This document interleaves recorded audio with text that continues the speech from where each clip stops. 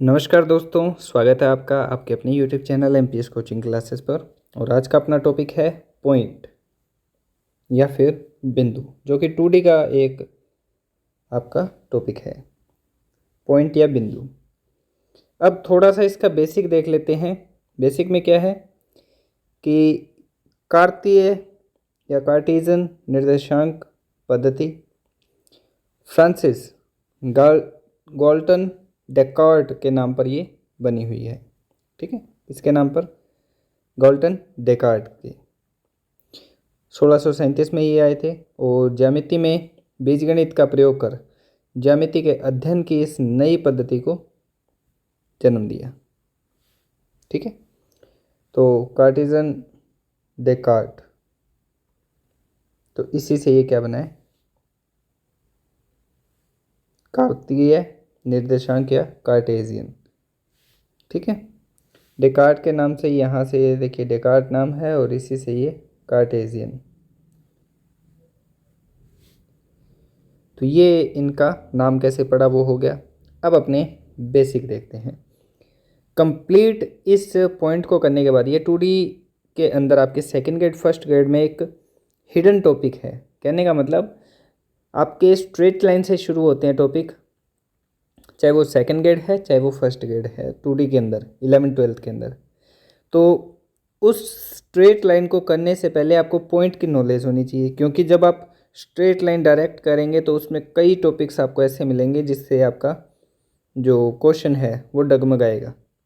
तो अगर आपका ये बेस क्लियर होगा तभी आप वो क्वेश्चन अच्छे से फाइनली आप उसे क्या कर पाएंगे, सॉल्व कर पाएंगे। तो स्टार्ट करते हैं। सभी को पता है कि ये जो एक्स एक्सिस और वाई एक्सिस है ना, ये एक्स एक्सिस है, यहाँ पर पॉजिटिव एक्स है और यहाँ पर नेगेटिव, ये सेंटर है, इसका ओरिजिन 0, और ये वाई पॉजिटिव है वाई नेगेटिव। तो इस फर्स्ट क्वाड्रेंट के अंदर पहला जो इसका चतुर्थांश है इसमें क्या होंगे, एक्स भी प्लस का वाई भी प्लस का, सेकंड में एक्स माइनस वाई प्लस का, यहाँ थर्ड में एक्स वाई माइनस के, और फोर्थ में एक्स प्लस का वाई माइनस का। पी एक्स वाई किसी पॉइंट को एक्स कोमा वाई से डिनोट करते हैं। एक्स इसका भुज कहलाता है, एब्सिसा जिसे अपने कहें, वाई कोटि कहलाता है ऑर्डिनेट इंग्लिश में, और दोनों को मिला करके अगर अपने कहें तो क्या होता है, कोऑर्डिनेट। ठीक है, पोलर कोऑर्डिनेट्स अगर अपने बात करें, ध्रुवीय निर्देशांक, तो ध्रुवीय निर्देशांक में क्या होगा कि वही एक्स और वाई है, ये एक्स है ये वाई है। यहाँ पर पी के पहले कोऑर्डिनेट क्या थे, एक्स कोमा वाई, लेकिन अब पी के कोऑर्डिनेट क्या है, आर कोमा थीटा। आर तो है ओरिजिन से इसकी डायरेक्ट स्ट्रेट लाइन या स्ट्रेट डिस्टेंस अगर अपने कहें तो वो क्या होगी, इसकी रेडियस वेक्टर या ध्रुवांतर रेखा की लंबाई, जिसे अपने आर से शो करेंगे। थीटा है एक्स अक्ष के साथ बनाया गया धनात्मक कोण, वर्टिकल एंगल, ध्रुवांतर कोण।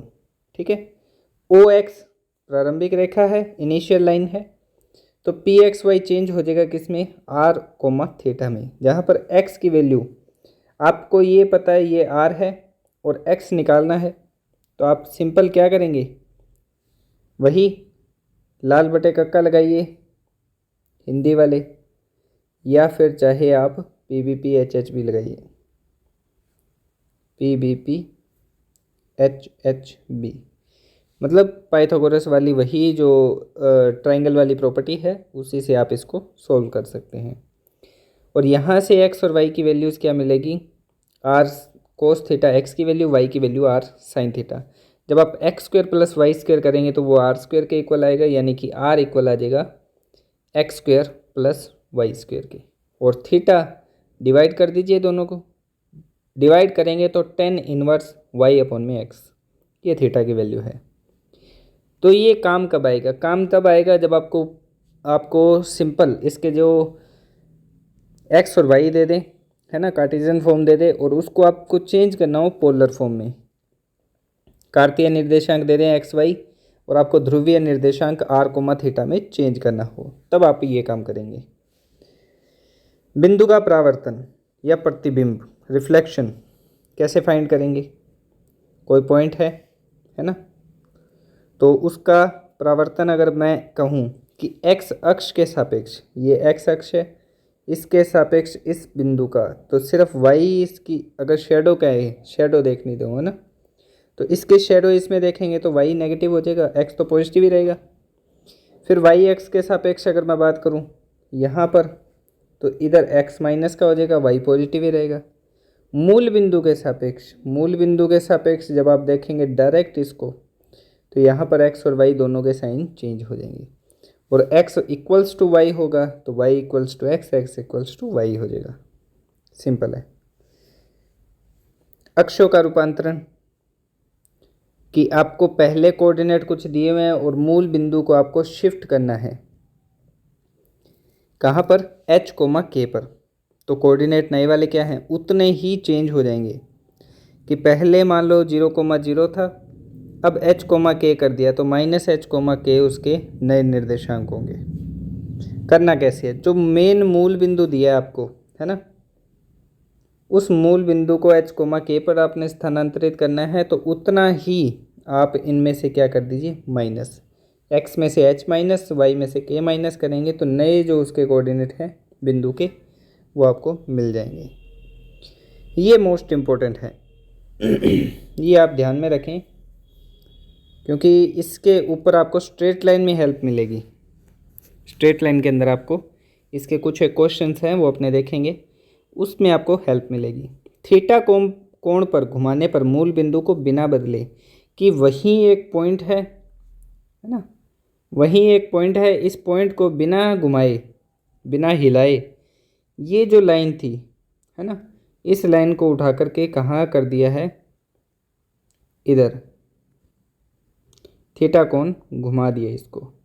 थीटा कोण घुमाओगे तो इसके कोऑर्डिनेट क्या है, कोऑर्डिनेट चेंज हो जाएंगे। पहले पी एक्स वाई था, बिंदु यही है अब, है ना, पहले तो क्या था, पहले इसकी एक्स और वाई की यहाँ से थी ऐसे, ये एक्स था और ये डिस्टेंस वाई थी, तो पी के कोऑर्डिनेट क्या थे, एक्स वाई। लेकिन अब क्या हो गया, अब ये चेंज करने के बाद, रोटेट करने के बाद, अब इन दो लाइंस के ऊपर इसके कोऑर्डिनेट देखे जाएंगे, है ना।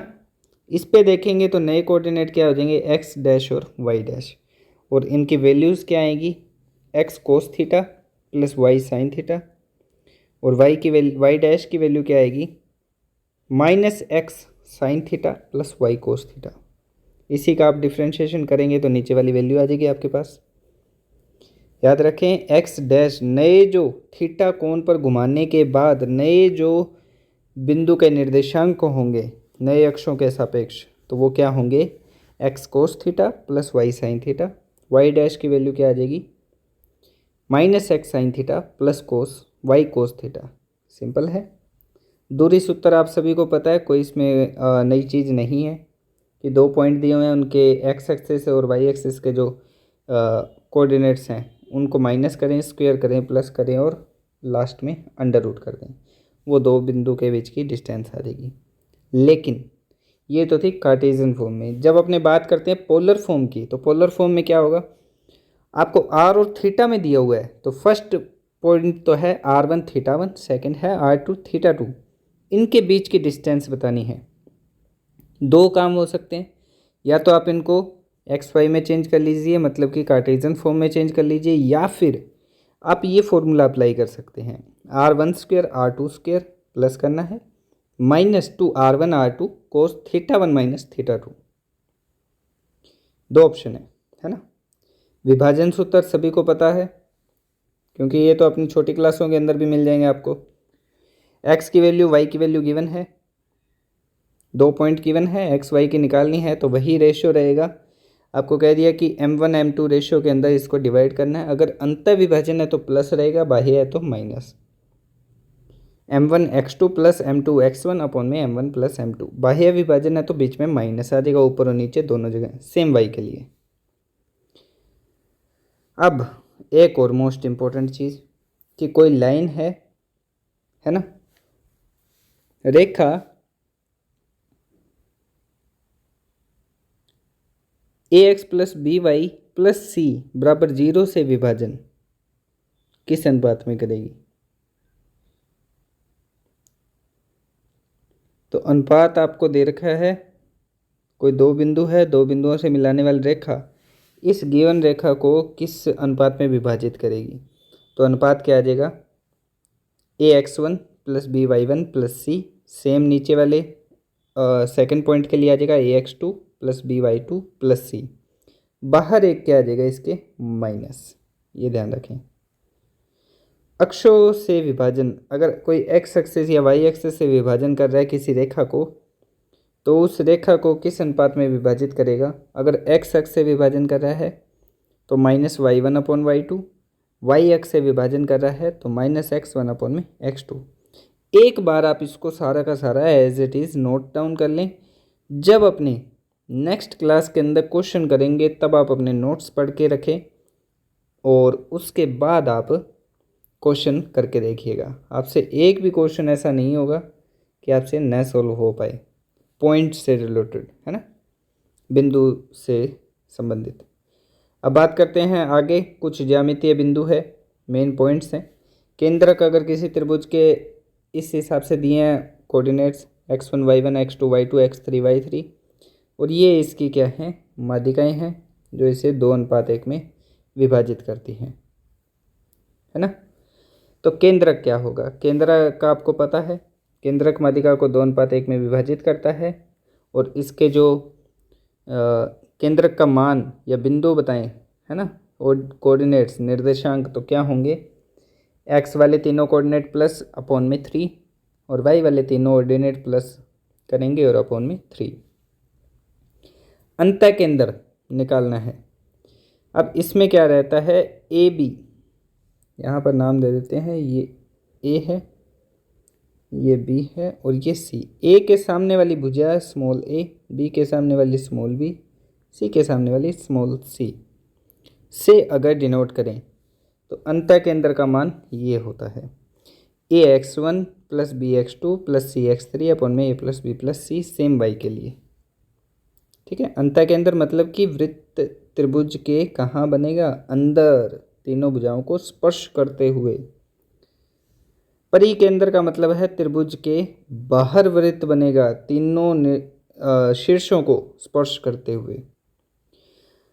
तो भुजाओं का लंब अर्धक होता है ये, कहने का मतलब कोई वृत्त है ना, इसके अंदर जो त्रिभुज बना हुआ है, इस त्रिभुज की भुजाओं का लंब अर्धक, कि इस भुजा का लंब अर्धक करें 90 के एंगल पे 2 इक्वल पार्ट में, फिर इसका लंब अर्धक करें और सेम इसका लंब अर्धक करें, तो ये जो इन तीनों पॉइंट को टच करेगा ये इसका क्या बनेगा, बाहर से वृत्त बन जाएगा, तीनों इसके शीर्षों को टच करते हुए। और समकोण का परिकेंद्रकरण का क्या होता है, मध्य बिंदु। ये जो करण है AC, इसका मध्य बिंदु इसका क्या होगा, परिकेंद्र। और लंब अर्धक, भुजाओं के लंब अर्धक कैसे निकालेंगे, OA² equals to OB² equals to OC², कि O से A, B और C तीनों की जो डिस्टेंस है वो क्या होगी, इक्वल स्क्वायर करके अगर अपने निकालें तो ये तीनों डिस्टेंस आपस में इक्वल पुट करनी है, क्योंकि रेडियस है, सिंपल परिकेंद्र के लिए। लंब केंद्र क्या होता है, शीर्ष से सम्मुख भुजा पर खींचे गए लंबों का प्रतिच्छेद बिंदु। ये शीर्ष हैं, उनसे सामने वाली भुजा पे लंब बनाएंगे और उनका जो प्रतिच्छेदी बिंदु होगा वो आपका क्या कहलाएगा, लंब केंद्र। समकोण का लंब केंद्र कहाँ होगा, 90 डिग्री का कोण बी पे बनता है ना, समकोण पॉइंट पे, तो वही होगा समकोण शीर्ष। और समबाहु त्रिभुज में ये सारी चीज़ें क्या होती है, एक ही होती है, केंद्रक वही होता है, वही उसका परिकेंद्र, अंतः केंद्र वगैरह सब सेम रहेगा। बहिष्केंद्रों के निर्देशांक क्या होता है, बहिष्केंद्र त्रिभुज के बाहर की साइड त्रिभुज की भुजाओं को आगे बढ़ाते हुए अपने क्या बनाते हैं, वृत्त बनाते हैं, है ना। तो इस केस के अंदर क्या रहेगा, पहले I1 निकालेंगे जो A के बिल्कुल सामने है, तो A वाला माइनस का होगा, बाकी सारे प्लस के। I2 निकालेंगे जो कि यहाँ पर है, इसको निकालने के लिए क्योंकि ये B के सामने है तो B वाले सारे माइनस में, बाकी सब प्लस में। C वाले के सामने I3 आ जाएगा। ये बहिष्केंद्रों का त्रिभुज का क्षेत्रफल अगर आपको पता है, अपने मैट्रिक्स में भी किया था डिटर्मिनेंट में, कि त्रिभुज का क्षेत्रफल हाफ इंटू में determinant of x1 x2 x3 y1 y2 y3 1 1 1 के इक्वल होता है। अदरवाइज़ अगर आपको ये तब काम आएगा जब आपको उसके शीर्षों के निर्देशांक दिए हों। एक और अपने बात करेंगे जब उसमें क्या दी होगी, भुजाओं की समीकरण दी होगी, तब अपने कैसे सॉल्व करेंगे वो भी इसमें देखेंगे। निर्देशी अक्षों तथा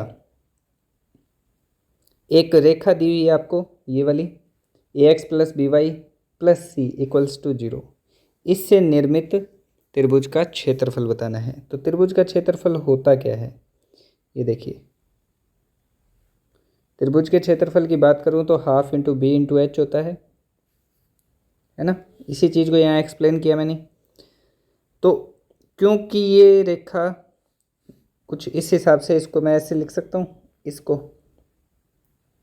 x अपॉन में c अपॉन में a प्लस y अपॉन में b अपॉन में c, सॉरी y अपॉन में c अपॉन में b प्लस इक्वल्स टू 1, और यहाँ कर दूँ माइनस। सही है। तो ये क्या आ गया, x अक्ष पे काटा गया अंतःखंड माइनस सी बाय 2 और y अक्ष पे काटा गया माइनस सी अपॉन में b। माइनस सी अपॉन में a ये आ जाएगा, c अपॉन में b ये। तो लंब और आधार आपको पता है, त्रिभुज का क्षेत्रफल 1/2 लंब गुना आधार करेंगे आप, यही मिलेगा आपको सी स्क्वायर अपॉन में 2ab। समबाहु त्रिभुज का क्षेत्रफल क्या होता है, √3/4 भुजा स्क्वायर, या फिर विकर्ण से अगर मैं निकालूं तो विकर्ण जो है वो भुजा √3/2 होता है। तो यहाँ पर भुजा की वैल्यू अगर मैं पुट कर दूँ तो विकर्ण में चेंज हो जाएगा ये, है ना। तो आपके पास त्रिभुज का क्षेत्रफल क्या आ जाएगा, 1/√3 विकर्ण का स्क्वायर। नोट्स अपने ज़रूर बनाएं, फिर से मैं कह रहा हूँ। ध्रुवीय निर्देशांकों में वापस मैं वही कहूँगा, या तो आप इनको कोऑर्डिनेट में चेंज कर लीजिए कार्टेशियन फॉर्म में, r1 θ1 r2 θ2 r3 θ3 त्रिभुज के 3 शीर्ष हैं, तब आप इसको क्या कर सकते हैं, त्रिभुज का क्षेत्रफल निकालने के लिए ये फॉर्मूला अप्लाई कर सकते हैं, या फिर कोऑर्डिनेट में चेंज करके जो अपनों ने ऊपर डिटर्मिनेंट वाला किए वो कर सकते हैं। दो ऑप्शन आपके पास। सेकंड, अभी मैंने बात की थी कि अगर आपको 3 समीकरणें दे दे, क्वेश्चन भी देखेंगे इसके, 3 समीकरणें दे दे त्रिभुज की भुजाओं की, फिर आपको कहे त्रिभुज का क्षेत्रफल क्या होगा। जैसे एक जनरल अपने समीकरण ले लेते हैं, a r x b r y plus c r equals to 0, r1 2 3 हो गए, यानी कि a1 x a2 b1 y c1 पहली इक्वेशन। सेकंड हो जाएगी a2 x plus b2 y plus c2। Third हो जाएगी a3 x plus b3 y plus c3 equals to 0। उस केस में पहले तो आप डिटर्मिनेंट निकालेंगे, a1 b1 c1 इनका पूरा कोऑर्डिनेट जो भी पॉइंट्स हैं आपके पास उनका, और कर देंगे उसका square, plus c1 c2 c3 ये यहाँ पर नीचे लिखे हुए हैं, इनटू में क्या है 2, 1 अपॉन में 2 c1 c2 c3। ये c1 c2 c3 एक्चुअल में क्या है, ये जो आपने लिखे हैं c1 c2 c3, इनके लिए जो सहखंडज ज्ञात करेंगे, सहखंडज मतलब c1 के लिए अगर मैं ज्ञात करना चाहूँ, इस c1 के लिए ज्ञात करूँगा तो इस मैट्रिक्स का क्या आएगा determinant, a2 b1 a3 b3 का, है ना। a2 b2 a3 b3 का डिटर्मिनेंट सॉल्व करेंगे, क्या आएगा a2 into b3 minus a3 into b2। तो ये आ जाएगा c1 कैपिटल की वैल्यू। ऐसे ही c2 निकालेंगे, ऐसे ही c3 निकालेंगे, तो आपके पास 3 वैल्यूज़ मिल जाएंगी, और वो वैल्यूज़ आप यहाँ मल्टीप्लाई में पुट कर देंगे। इसी का क्वेश्चन देख लेते हैं। क्वेश्चन में क्या है, 3 आपको लाइंस दिए हैं, equation x minus y minus 1। तो ये पहले तो इनके कोऑर्डिनेट्स यहाँ पर पुट कर देंगे, डिटर्मिनेंट का स्क्वायर कर देंगे, स्क्वायर करने पे कितना आ जाएगा 36। अब बात करूँ -1 के लिए, जो ये c1 c2 निकालने हैं, तो -1 के लिए इस कोऑर्डिनेट को सोल्व करें अगर, तो क्या आएगा 1 इंटू 1 माइनस 2 इंटू 2, यानी 1 minus 4 that is equals to 3, है ना। सेकंड में पुट करता हूँ किसको, 0 को। 0 के लिए करूँगा तो एक तो ये वाली आएंगी वैल्यू, एक ये वाली, तो क्रॉस मल्टीप्लाई करूँगा क्या आएगा 1+3। और क्योंकि ये वाला 0 क्या आएगा माइनस का, क्योंकि प्लस माइनस प्लस फिर माइनस प्लस और 0 पे क्या आएगा यहाँ पर माइनस, तो माइनस का क्या आ जाएगा 3। फिर थर्ड वाला मैं अगर करूँगा तो थर्ड वाले के लिए क्या आ जाएगा -3 के लिए ऊपर वाला डिटर्मिनेंट 1 × 2 3 1 × -1, तो क्या आ जाएगा प्लस का 3। तो ये वैल्यूज़ आप सोल्व करेंगे, सोल्व करने के पास आपके पास मान आ जाएगा कितना 2/3। ये आंसर है त्रिभुज का क्षेत्रफल। अब लास्ट कुछ एक पॉइंट्स बचे हैं, इसके बाद अपना ये जो पॉइंट वाला टॉपिक है ये कंप्लीट हो जाएगा। फिर नेक्स्ट टॉपिक अपना इसके क्वेश्चंस करने के बाद वो रहेगा स्ट्रेट लाइन का। फिर सर्कल, पैराबोला, एलिप्स, हाइपरबोला ये अपने कंप्लीट हो जाएगा 2D। फिर अपने कोई नेक्स्ट टॉपिक देखेंगे। अब देखिए समरेखता का प्रतिबंध। समरेखता का प्रतिबंध क्या होगा, एरिया ऑफ ट्राइंगल क्या होना चाहिए 0, तभी वो क्या होंगे समरेखा, कि एरिया नहीं होगा। एरिया ट्राइंगल का अगर 0 आ रहा है मतलब ट्राइंगल नहीं बन रहा, ट्राइंगल नहीं बन रहा तो मतलब वो क्या है समरेखा, एक ही रेखा पे है।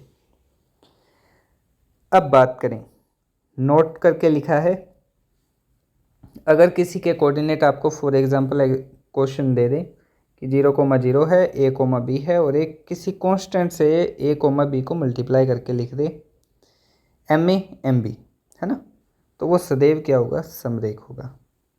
ध्यान रखें, त्रिभुज तक तो ठीक था। अब अगर मैं बात करूँ चतुर्भुज का क्षेत्रफल, तो चतुर्भुज के क्षेत्रफल के लिए वही काम आपका क्या करना है 1/2, फिर x1 x2 x3 x4 और वापस x1, same y1 y2 y3 y4 और वापस y1, वही उसका जैसे अपने डिटर्मिनेंट सोल्व करते हैं एक एक का मल्टीप्लाई करना है, सोल्व करना है और आपके पास जो आंसर है वो आपके पास आ जाएगा।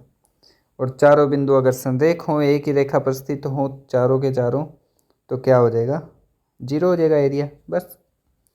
सेम इसी प्रकार त्रिभुज का अगर क्षेत्रफल निकालना हो तो त्रिभुज के क्षेत्रफल भी आप उसी प्रकार निकाल सकते हैं, x1 x2 x3 x1 फिर y1 y2 y3 y1, यही आपका डिटर्मिनेंट आता है ना।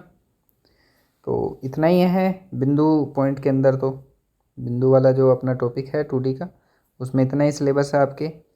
और आई होप आपको वीडियो अच्छी लगी होगी और ज़्यादा से ज़्यादा इसको शेयर करें, नोट कर लें इस टॉपिक को। अब अपने जो नेक्स्ट करेंगे वो रहेगा इसके क्वेश्चंस, नेक्स्ट क्लास में करेंगे उसको कल। तो आज की वीडियो में तो इतना ही, वीडियो को ज़्यादा से ज़्यादा शेयर करें और कमेंट करके ज़रूर बताएं आपको वीडियो कैसी लगी। Thank you.